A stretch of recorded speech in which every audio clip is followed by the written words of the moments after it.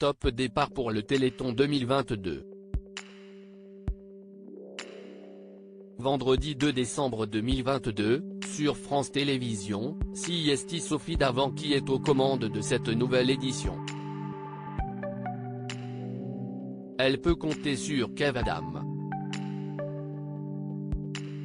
L'humoriste a été choisi pour être le parrain. Un honneur pour lui alors qu'il a toujours été engagé dans la dite organisation. Je me suis dit que j'étais obligé de le faire.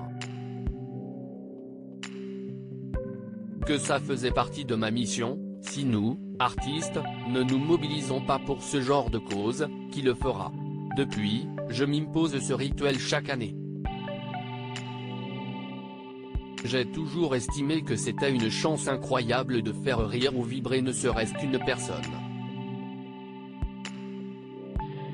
Mais auprès des enfants confrontés à un processus thérapeutique lourd, l'impact des histoires ou des blagues qu'on raconte se décuplait, avait-il confié dans les colonnes de Ouest de France pour expliquer pourquoi il avait accepté d'être le parrain du Téléthon 2022. Parmi les invités présents sur le plateau du Téléthon, Michel Drucker est venu accompagner Sophie Davant et Kev Adams pendant quelques heures. Le célèbre animateur a également tenu à rendre un hommage appuyé à Mylène Demongeot, décédée la veille des suites d'un cancer du péritoine. Si vous me le permettez puisque Kev est là, nous avons une pensée pour Mylène Demongeot, a-t-il lancé dans un premier temps avant que l'humoriste ne prenne la parole pour rappeler le souvenir de la célèbre comédienne. Une actrice extraordinaire qui nous a quittés hier et qui, comme très peu d'actrices, a traversé les générations. Qui peut se vanter d'avoir fait un des plus grands succès de 2022 et d'avoir tourné aussi avec Jean Marais et Louis de Funès. Une grande femme de cœur, Mylène, on pense à toi et ce Téléthon, je te le dédie complètement.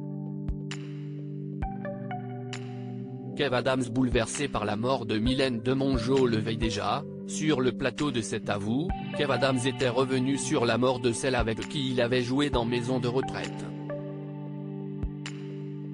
Si est bouleversant, ça me fend le cœur, si est une femme avec qui j'ai créé un lien sur le tournage qui était génial, avait-il déclaré très ému avant d'assurer avoir échangé au téléphone avec elle il y a seulement quelques jours. Ils avaient tous les deux évoqué la suite de Maison de retraite. Elle devait avoir un rôle important dans la suite, comme elle avait déjà un rôle important dans le premier.